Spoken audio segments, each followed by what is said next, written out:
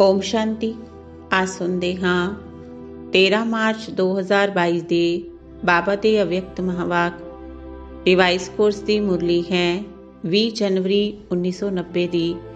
ਮੁਰਲੀ ਦਾ ਸਾਰ ਹੈ ਬ੍ਰਹਮਾ ਬਾਪ ਦੇ ਵਿਸ਼ੇਸ਼ 5 ਕਦਮ। ਬ੍ਰਹਮਾ ਬਾਪ ਦੇ ਵਿਸ਼ੇਸ਼ 5 ਕਦਮ। ਅੱਜ ਵਿਸ਼ਵ ਸਨੇਹੀ ਬਾਪ ਆਪਣੇ ਅਤੀ ਵਿਸ਼ੇਸ਼ ਅਤੀ ਸਨੇਹੀ ਸਮੀਪ ਬੱਚਿਆਂ ਨੂੰ ਵੇਖ ਰਹੇ ਨੇ। ਸਨੇਹੀ ਸਾਰੇ ਬੱਚੇ ਨੇ, ਪਰ ਅਤੀ ਸਨੇਹੀ ਸਮੀਪ ਉਹ ਨੇ ਜੋ ਹਰ ਕਦਮ ਵਿੱਚ ਫਾਲੋ ਕਰਨ ਵਾਲੇ ਨੇ। ਨਿਰਾਕਾਰ ਬਾਪ ਨੇ ਸਾਕਾਰੀ ਬੱਚਿਆਂ ਨੂੰ ਸਾਕਾਰ ਰੂਪ ਵਿੱਚ ਫਾਲੋ ਕਰਨ ਦੇ ਲਈ ਸਾਕਾਰ ਬ੍ਰਹਮਾ ਬਾਪ ਨੂੰ ਬੱਚਿਆਂ ਦੇ ਅੱਗੇ ਨਿਮਿਤ ਰੱਖਿਆ।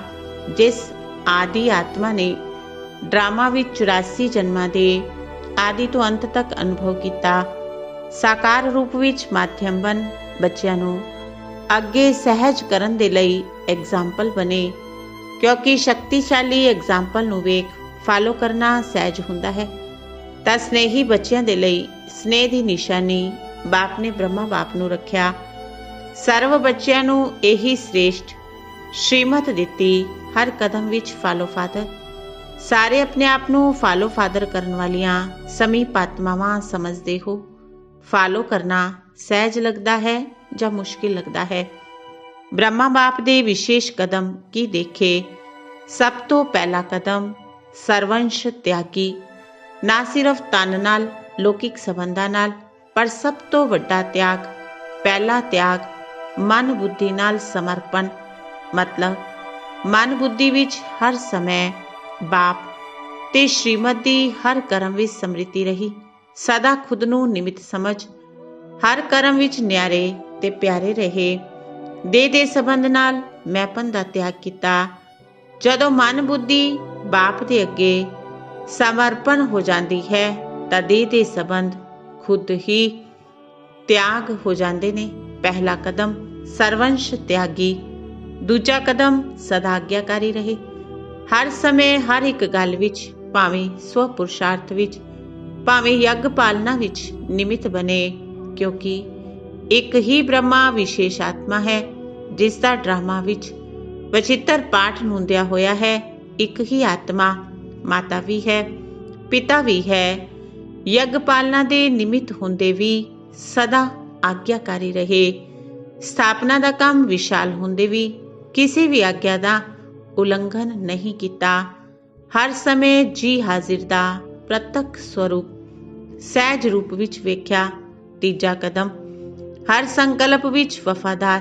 ਜਿਵੇਂ ਪਤੀਵ੍ਰਤਾ ਨਾਰੀ ਇੱਕ ਪਤੀ ਤੋਂ ਬਿਨਾਂ ਹੋਰ ਕਿਸੇ ਨੂੰ ਸੁਪਨੇ ਵਿੱਚ ਵੀ ਯਾਦ ਨਹੀਂ ਕਰ ਸਕਦੀ, ਐਵੇਂ ਹਰ ਸਮੇਂ ਇੱਕ ਬਾਬਾ, ਦੂਜਾ ਨਾ ਕੋਈ।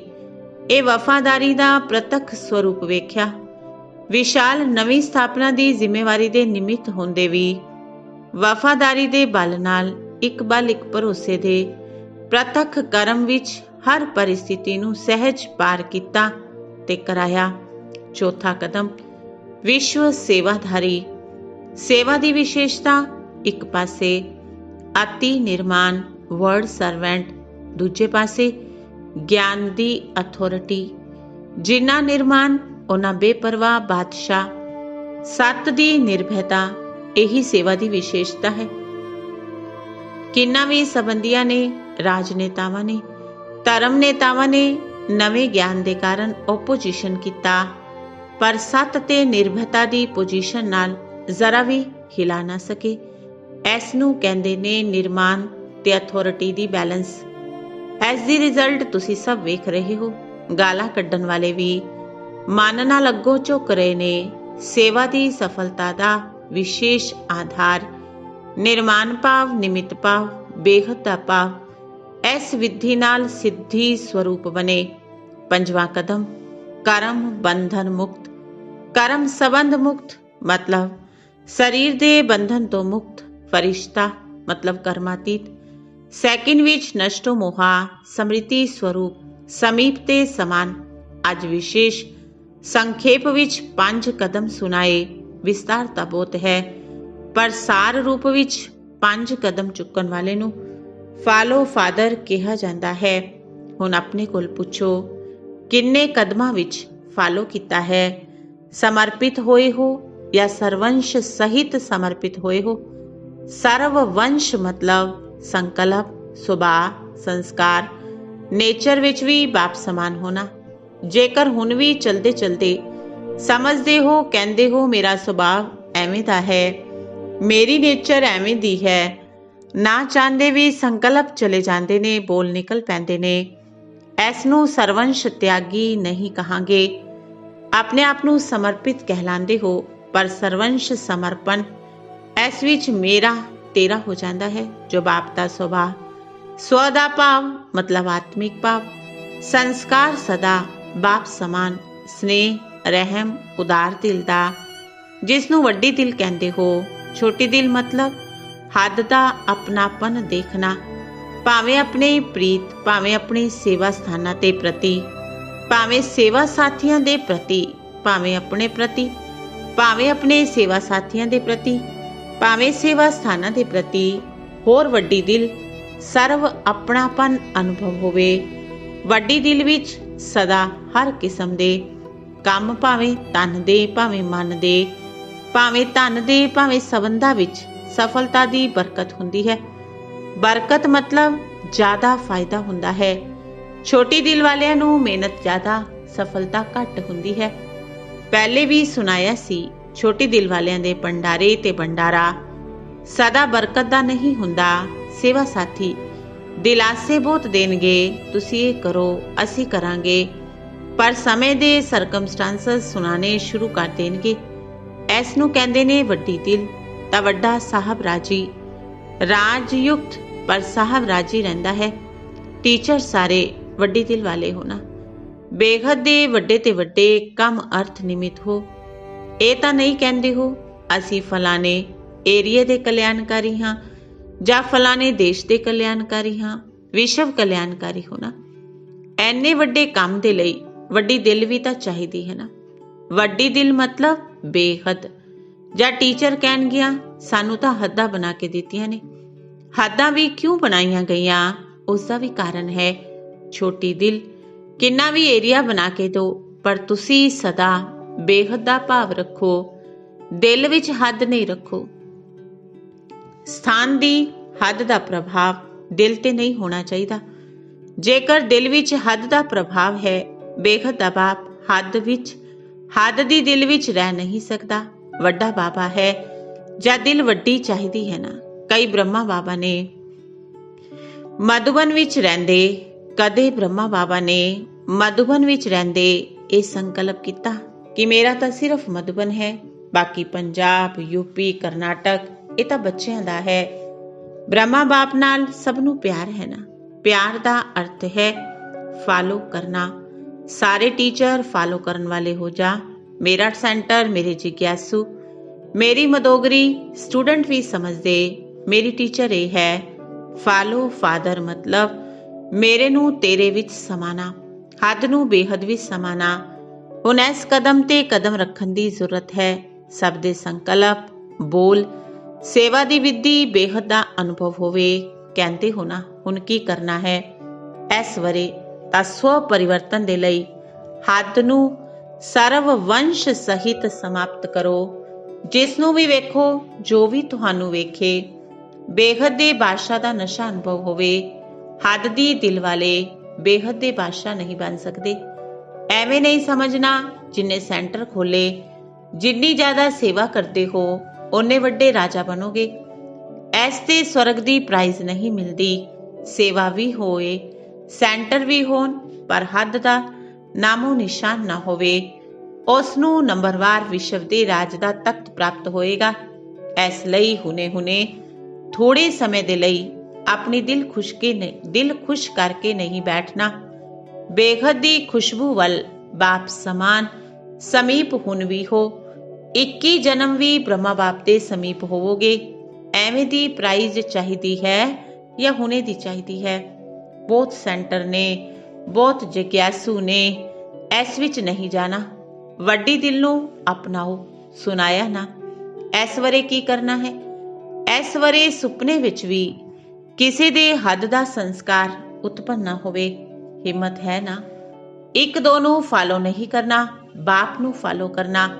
ਦੂਜੀ ਗੱਲ, ਬਾਪ ਦਾਦਾ ਨੇ ਬਾਣੀ ਦੇ ਉੱਪਰ ਵਿਸ਼ੇਸ਼ ਅਟੈਂਸ਼ਨ ਦਵਾਇਆ ਸੀ। ਇਸ ਵਾਰੀ ਆਪਣੇ ਬੋਲ ਦੇ ਉੱਪਰ ਵਿਸ਼ੇਸ਼ ਡਬਲ ਅਟੈਂਸ਼ਨ।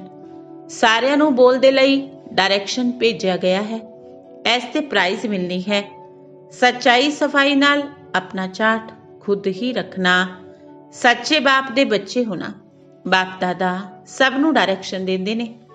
ਜਿੱਥੇ ਵੇਖਦੇ ਹੋ ਸੇਵਾ ਸਥਿਤੀ ਨੂੰ ਡਗਮਗ ਕਰਦੀ ਹੈ, ਉਹ ਸੇਵਾ ਵਿੱਚ ਕੋਈ ਸਫਲਤਾ ਨਹੀਂ ਮਿਲ ਸਕਦੀ।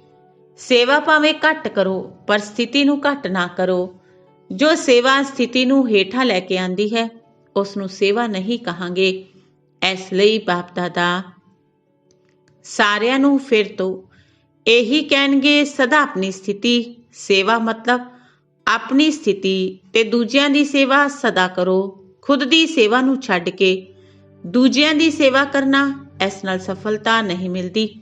ਹਿੰਮਤ ਰੱਖੋ, ਖੁਦ ਦੀ ਸੇਵਾ ਦੂਜਿਆਂ ਦੀ ਸੇਵਾ ਦੀ। ਸਰਵ ਸ਼ਕਤੀਵਾਨ ਬਾਪ ਮਦਦਗਾਰ ਹੈ। ਇਸ ਲਈ ਹਿੰਮਤ ਨਾਲ ਦੋਹਾਂ ਦਾ ਬੈਲੈਂਸ ਰੱਖ ਅੱਗੇ ਵਧੋ। ਕਮਜ਼ੋਰ ਨਹੀਂ ਬਣੋ। ਅਨੇਕ ਵਾਰੀ ਦੇ ਨਿਮਿਤ ਬਣੇ ਹੋਏ ਹੋ। ਵਿਜਈ ਆਤਮਾ ਹੋ।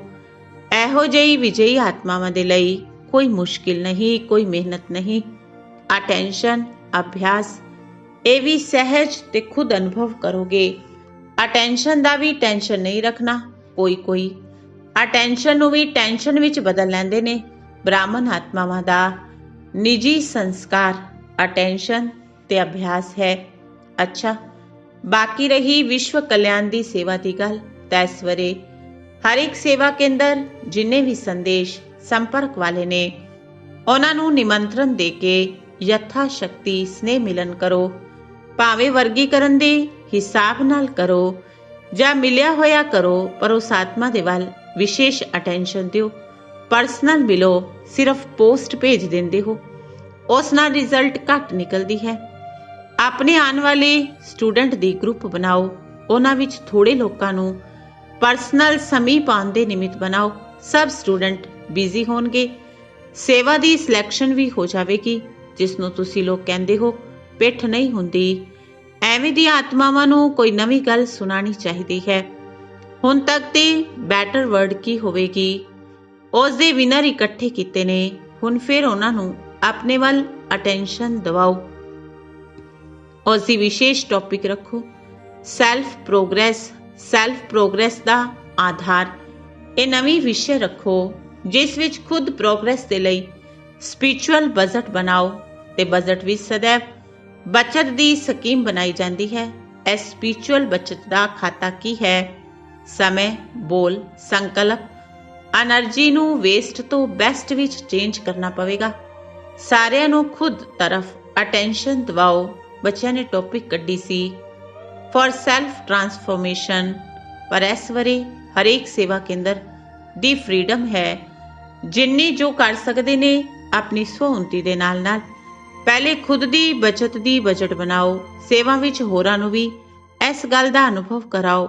ਜੇਕਰ ਕੋਈ ਵੱਡੇ ਪ੍ਰੋਗਰਾਮ ਰੱਖ ਸਕਦੇ ਹੋ ਤਾਂ ਰੱਖੋ, ਨਹੀਂ ਕਰ ਸਕਦੇ ਛੋਟੇ ਪ੍ਰੋਗਰਾਮ ਕਰੋ, ਪਰ ਵਿਸ਼ੇਸ਼ ਅਟੈਂਸ਼ਨ ਸਵ ਸੇਵਾ ਦਾ ਬੈਲੈਂਸ, ਵਿਸ਼ਵ ਸੇਵਾ ਦਾ ਬੈਲੈਂਸ ਹੋਵੇ। ਐਵੇਂ ਨਹੀਂ ਕਿ ਸੇਵਾ ਵਿੱਚ ਬਿਜ਼ੀ ਹੋ ਜਾਓ ਜੋ ਸਵ-ਉੱਨਤੀ ਦਾ ਸਮਾਂ ਹੀ ਨਾ ਮਿਲੇ। ਇਹ ਸੁਤੰਤਰ ਵਰਾ ਹੈ ਸੇਵਾ ਦੇ ਲਈ। ਜਿੰਨਾ ਚਾਹੋ ਓਨਾ ਕਰੋ।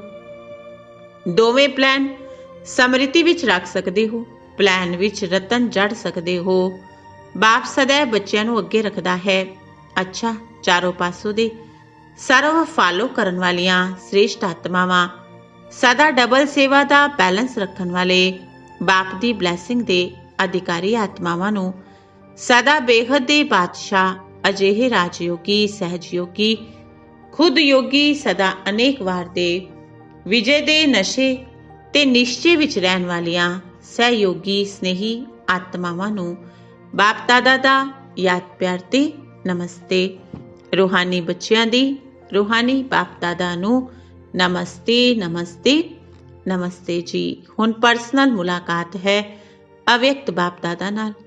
ਮੈਂ ਹਰ ਕਲਪ ਦੀ ਪੂਜਯ ਆਤਮਾ ਹਾਂ। ਅਜਿਹਾ ਅਨੁਭਵ ਕਰਦੇ ਹੋ। ਅਨੇਕ ਵਾਰ ਪੂਜਯ ਬਣੇ, ਫਿਰ ਪੂਜਯ ਬਣ ਰਹੇ ਹੋ। ਪੂਜਯ ਆਤਮਾਵਾਂ ਕਿਉਂ ਬੰਦੇ ਹੋ? ਕਿਉਂਕਿ ਜੋ ਖੁਦ ਸਵਮਾਨ ਵਿੱਚ ਰਹਿੰਦੇ ਨੇ ਉਹਨਾਂ ਨੂੰ ਖੁਦ ਹੀ ਹੋਰਾਂ ਦੁਆਰਾ ਮਾਨ ਮਿਲਦਾ ਹੈ। ਸਵਮਾਨ ਨੂੰ ਜਾਣਦੇ ਹੋ ਨਾ, ਕਿੰਨੇ ਉੱਚੇ ਸਵਮਾਨ ਹੈ। ਕਿੰਨੇ ਵੀ ਵੱਡੇ ਸਵਮਾਨ ਵਾਲੇ ਹੋਣ ਪਰ ਉਹ ਤੁਹਾਡੇ ਅੱਗੇ ਕੁਝ ਨਹੀਂ, ਕਿਉਂਕਿ ਉਹਨਾਂ ਦਾ ਸਵਮਾਨ ਹੱਦ ਦਾ ਹੈ। ਤੁਹਾਡਾ ਆਤਮਿਕ ਸਵਮਾਨ ਹੈ। ਆਤਮਾ ਅਵਿਨਾਸ਼ੀ ਹੈ, ਸਵਮਾਨ ਵੀ ਅਵਿਨਾਸ਼ੀ ਹੈ। ਉਹਨਾਂ ਦਾ ਹੈ ਦੇਹ ਦਾ ਭਾਨ, ਦੇਹ ਵਿਨਾਸ਼ੀ। ਕਦੇ ਕੋਈ ਪ੍ਰੈਜ਼ੀਡੈਂਟ ਬਣਿਆ ਤਾਂ ਸਵਮਾਨ ਵੀ ਵਿਨਾਸ਼ੀ ਹੈ। ਕਦੇ ਕੋਈ ਪ੍ਰੈਜ਼ੀਡੈਂਟ ਬਣਿਆ, ਮਨਿਸਟਰ ਬਣਿਆ, ਸਰੀਰ ਜਾਵੇਗਾ ਤਾਂ ਸਵਮਾਨ ਵੀ ਜਾਵੇਗਾ।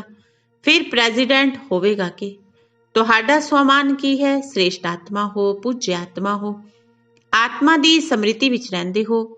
ਇਸ ਲਈ ਅਵਿਨਾਸ਼ੀ ਸਵਮਾਨ ਹੈ। ਤੁਸੀਂ ਵਿਨਾਸ਼ੀ ਸਵਮਾਨ ਵੱਲ ਆਕਰਸ਼ਿਤ ਨਹੀਂ ਹੋ ਸਕਦੇ। ਅਵਿਨਾਸ਼ੀ ਸਵਮਾਨ ਵਾਲੇ ਪੂਜਯ ਆਤਮਾ ਬੰਦੇ ਨੇ। ਹੁਣ ਤੱਕ ਆਪਣੀ ਪੂਜਾ ਵੇਖ ਰਹੇ ਹੋ। ਜਦੋਂ ਆਪਣੇ ਪੂਜਯ ਸਵਰੂਪ ਨੂੰ ਵੇਖਦੇ ਹੋ, ਸਮ੍ਰਿਤੀ ਆਂਦੀ ਹੈ ਨਾ ਕਿ ਸਾਡੇ ਹੀ ਰੂਪ ਨੇ। ਭਾਵੇਂ ਭਗਤਾਂ ਨੇ ਆਪਣੀ ਆਪਣੀ ਭਾਵਨਾ ਨਾਲ ਰੂਪ ਦੇ ਦਿੱਤਾ, ਪਰ ਹੋ ਤਾਂ ਤੁਸੀਂ ਪੂਜਯ ਆਤਮਾ। ਜਿੰਨਾ ਹੀ ਸਵਮਾਨ ਓਨਾ ਹੀ ਨਿਰਮਾਣ। ਸਵਮਾਨ ਦਾ ਅਭਿਮਾਨ ਨਹੀਂ। ਐਵੇਂ ਨਹੀਂ ਅਸੀਂ ਤਾਂ ਉੱਚ ਬਣ ਗਏ, ਦੂਜੇ ਛੋਟੇ ਨੇ, ਉਹਨਾਂ ਦੇ ਪ੍ਰਤੀ ਘਿਰਨਾ ਭਾਵ ਹੋਵੇ। ਇਹ ਨਹੀਂ ਹੋਣਾ ਚਾਹੀਦਾ। ਕਿਵੇਂ ਦੀਆਂ ਵੀ ਆਤਮਾਵਾਂ ਹੋਣ ਪਰ ਰਹਿਮ ਦੀ ਦ੍ਰਿਸ਼ਟੀ ਨਾਲ ਵੇਖਣਗੇ, ਅਭਿਮਾਨ ਦੀ ਦ੍ਰਿਸ਼ਟੀ ਨਾਲ ਨਹੀਂ। ਨਾ ਅਭਿਮਾਨ ਨਾ ਅਪਮਾਨ। ਹੁਣ ਬ੍ਰਾਹਮਣ ਜੀਵਨ ਦੀ ਇਹ ਚਾਲ ਨਹੀਂ। ਦ੍ਰਿਸ਼ਟੀ ਬਦਲ ਗਈ ਹੈ ਨਾ। ਹੁਣ ਜੀਵਨ ਹੀ ਬਦਲ ਗਈ, ਦ੍ਰਿਸ਼ਟੀ ਵੀ ਖੁਦ ਬਦਲ ਗਈ ਨਾ। ਦ੍ਰਿਸ਼ਟੀ ਵੀ ਬਦਲ ਗਈ, ਸ੍ਰਿਸ਼ਟੀ ਵੀ ਬਦਲ ਗਈ। ਪਰ ਹੁਣ ਤੁਹਾਡੀ ਸ੍ਰਿਸ਼ਟੀ ਕਿਹੜੀ ਹੈ? ਤੁਹਾਡੀ ਸ੍ਰਿਸ਼ਟੀ ਸੰਸਾਰ ਇੱਕ ਬਾਬਾ ਹੀ ਹੈ। ਬਾਬਾ ਵਿੱਚ ਪਰਿਵਾਰ ਤਾਂ ਆ ਹੀ ਜਾਂਦਾ ਹੈ। ਹੁਣ ਕਿਸੇ ਨੂੰ ਵੀ ਵੇਖੋਗੇ ਤਾਂ ਆਤਮਿਕ ਦ੍ਰਿਸ਼ਟੀ ਨਾਲ, ਉੱਚੀ ਦ੍ਰਿਸ਼ਟੀ ਨਾਲ ਵੇਖੋਗੇ ਨਾ।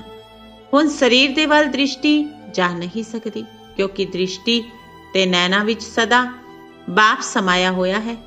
ਜਿਸ ਦੇ ਨੈਣਾ ਵਿੱਚ ਬਾਪ ਹੈ ਉਹ ਦੇਹ ਦੇ ਭਾਨ ਵਿੱਚ ਕਿਵੇਂ ਜਾਣਗੇ? ਬਾਪ ਸਮਾਇਆ ਹੋਇਆ ਹੈ।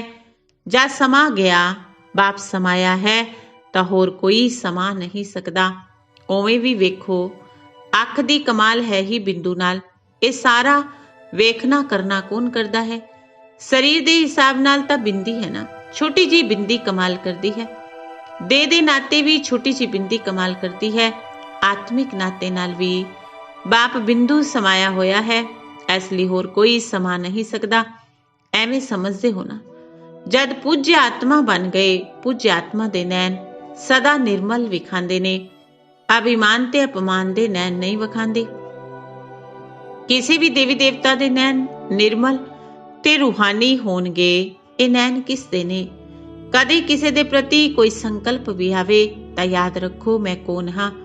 ਮੇਰੇ ਜੜ ਚਿੱਤਰ ਵੀ ਰੂਹਾਨੀ ਨੈਣਧਾਰੀ ਨੇ। ਮੈਂ ਚੇਤਨ ਵਿੱਚ ਕਿਵੇਂ ਦਾ ਹਾਂ? ਹੁਣ ਤੱਕ ਲੋਕ ਤੁਹਾਡੀ ਮਹਿਮਾ ਵਿੱਚ ਕਹਿੰਦੇ ਨੇ ਸਰਵਗੁਣ ਸੰਪੰਨ, ਸੰਪੂਰਨ ਨਿਰਵਿਕਾਰੀ। ਤੁਸੀਂ ਕੌਣ ਹੋ? ਸੰਪੂਰਨ ਨਿਰਵਿਕਾਰੀ ਹੋ ਨਾ। ਅੰਸ਼ ਮਾਤਰ ਵੀ ਕੋਈ ਵਿਕਾਰ ਨਾ ਹੋਵੇ। ਸदैव ਸਮ੍ਰਿਤੀ ਵਿੱਚ ਰੱਖੋ। ਮੇਰੇ ਭਗਤ ਮੈਨੂੰ ਇਸ ਰੂਪ ਵਿੱਚ ਯਾਦ ਕਰਦੇ ਨੇ। ਚੈੱਕ ਕਰੋ, ਜੜ ਚਿੱਤਰ ਤੇ ਚੇਤਨ ਚਰਿੱਤਰ ਵਿੱਚ ਅੰਤਰ ਤਾਂ ਨਹੀਂ। ਚਰਿੱਤਰ ਤੇ ਚਿੱਤਰ ਬਣੇ ਨੇ। ਸੰਗਮ ਤੇ ਪ੍ਰੈਕਟੀਕਲ ਚਰਿੱਤਰ ਦਿਖਾਇਆ ਹੈ, ਤਾਂ ਹੀ ਉਸਦੇ ਯਾਦਗਾਰ ਚਿੱਤਰ ਬਣੇ ਨੇ। ਅੱਛਾ, ਵਰਦਾਨ ਹੈ ਸਰਵ ਸ਼ਕਤੀਆਂ ਦੀ ਸੰਪੰਨਤਾ ਦੁਆਰਾ ਵਿਘਨਾਂ ਨੂੰ ਸਮਾਪਤ ਕਰਨ ਵਾਲੇ ਵਿਘਨ ਵਿਨਾਸ਼ਕ ਭਵ। ਸਰਵ ਸ਼ਕਤੀਆਂ ਦੀ ਸੰਪੰਨਤਾ ਦੁਆਰਾ ਵਿਘਨਾਂ ਨੂੰ ਸਮਾਪਤ ਕਰਨ ਵਾਲੇ ਵਿਘਨ ਵਿਨਾਸ਼ਕ ਭਵ।